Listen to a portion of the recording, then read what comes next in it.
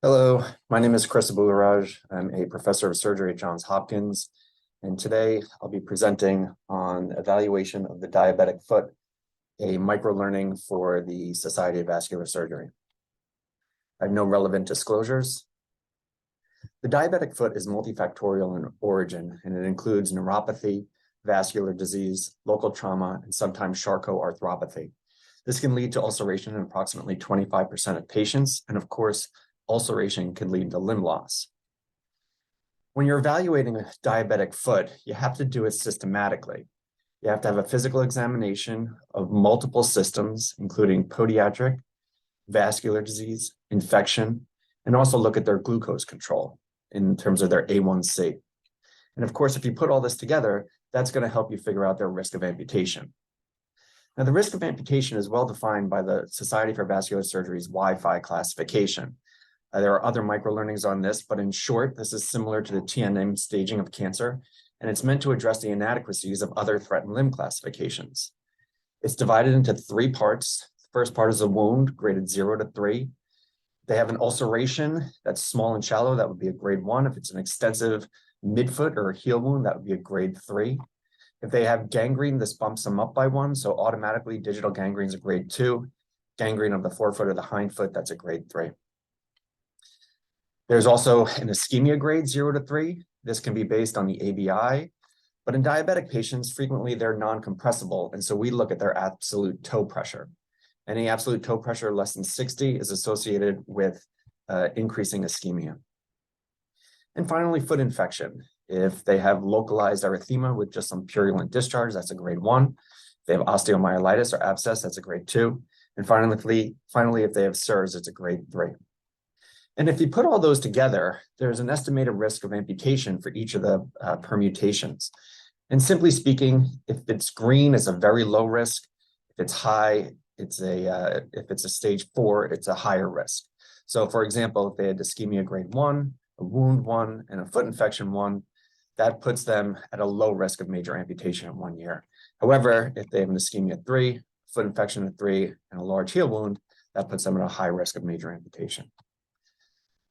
So starting off with the podiatric assessment, you have to do a thorough physical exam. The shoes and socks have to come off, and you have to look for physical deformities. These could be hammer toes, bunions, rocker bottom feet from Charcot, and also previous amputations, which lead to instability and pressure points. We also look at sensation testing. We usually do this with a 10-gram filament and then confirm it with a tuning fork, a pinprick, or looking at reflex. And the end-stage loss of sensation is called loss of protective sensation. What that means is essentially that they're unable to protect their foot from repeated trauma, which leads to ulceration and sometimes osteomyelitis. Patients who are diabetic frequently have a callus, and a callus increases the local pressure by approximately 25%. And of course, that can lead to ulceration. And what you have to do is you have to shave down that callus to see what's underneath. Here you can see everything looked relatively decent, but when we got the callus down, they had an ulceration, a shallow ulceration over the metatarsal phalangeal joint. You have to look at the wound quality. Look at the base of the wound. Here they look a little granular, although not overly healthy. And you also have to look at the peri-wound. This sort of goes along with the unhealthy base. They have some peri-wound maceration. We almost always get a 3-view X-ray of any new diabetic foot that we see, whether they have a wound or not. That's to help us understand whether they have a structural deformity that puts them at risk for pressure points, or if they have some underlying osteomyelitis.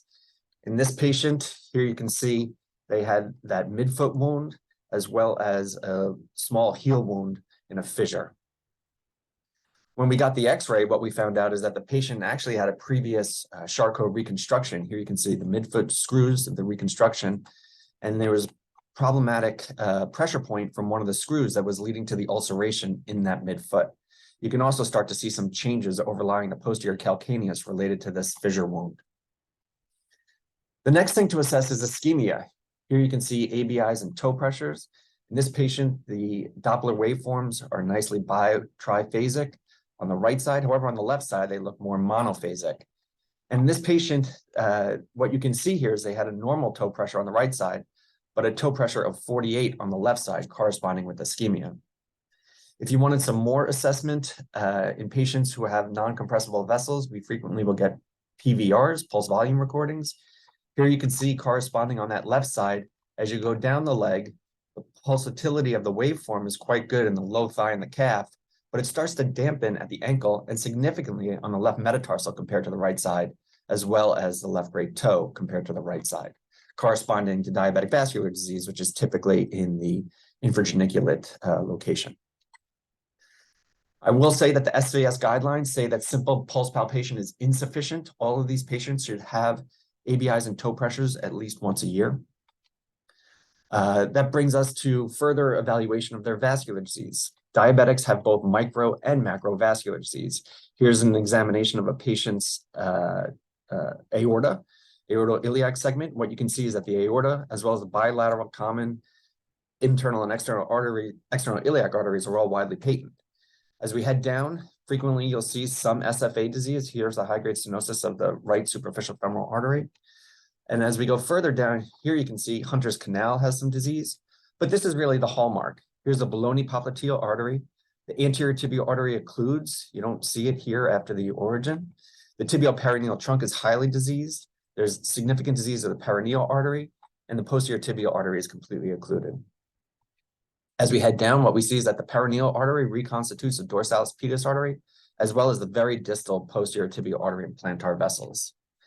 And it's not uncommon to see this, what they call pedal sparing, which is targets in diabetic patients for bypasses in the foot, despite having an extensive tibial disease. As I said before, diabetic patients have both micro and macrovascular disease. In terms of microvascular disease, what this is an impaired ability of the microcirculation at the skin to react, which leads to impaired wound healing. Here you can see some research that we did previously, looking at iontophoresis of nitroprusside and acetylcholine. That goes into the chamber. There's an electrical current that goes across it, and then you do laser Doppler. In a non-diabetic patient, they react quite well. Here you can see vasodilatation and a lot of red in the laser Doppler. However, in a diabetic patient with the same dose and the same electrical charge, it's just not quite as good. And that's impaired ability of the microcirculation to react. Now, when we see these patients in the outpatient setting, what we found in terms of foot infection is that most diabetic foot infections are polymicrobial, with Staphylococcus being the most common organism. Typically, it's unnecessary to give empiric antibiotic therapy. What we do is we wait for the cultures and sensitivities come back, because culture-directed therapy avoids resistance and cost to the patient. If the patient had a prior history of MRSA, we consider coverage for that. And there's also no need to cover Pseudomonas initially, unless it grows in the culture. Definitive therapy is always based on the cultures. You can't just do a swab of the wound. You need to try to get curettage or biopsy of the deep tissue. You consider that there's a bony infection or osteomyelitis when there's a probe to bone with the back of a Q-tip, failure of the wound to heal despite aggressive therapy, which is essentially greater than 30 days, as well as recurrent ulceration in the same location. In terms of assessing the bone, as we said before, we always get a 3-view X-ray of the foot. It's simple, it's quick. It only shows gross bony destruction, chronic osteomyelitis, but you can also see changes over serial X-rays in patients who you follow long-term. If it's unclear whether there's a bone infection, we frequently get MRIs. It's more specific and sensitive. It's improved with contrast. However, sometimes this can lead to delays in treatment. And finally, you can also do 3-phased pooled bone scans and also do bone biopsies in those patients where it's unclear. Here's a great example. This patient had a subungual ulceration and PAD. We took the toenail off to reveal an ulceration on the top of the right great toe. What you can see with their 3-view X-ray is that there's already bony destruction here of the distal phalanx, but everything else looks pretty good. Given the fact that this was very chronic in this gentleman, we chose to order a MRI. And here you can see on the T1 and the T2s corresponding changes of not only the distal phalanx, but also the distal aspect of the proximal phalanx. So essentially what this did was this told us that we actually had to do a metatarsophalangeal joint amputation rather than simply take off that distal phalanx. So in conclusion, assessment of the diabetic foot requires a systematic approach. I like to frame that within the Wi-Fi classification. A wound assessment begins with a physical examination and a 3-view X-ray. Then we assess for ischemia, either with ABIs and toe pressures or PVRs. And then we assess for foot infection, looking at peri-wound maceration, the probe to bone test, x-rays, and in some cases, MRIs. And finally, you can only achieve long-term wound healing and limb preservation if you address all three of these aspects of the diabetic foot. Thank you.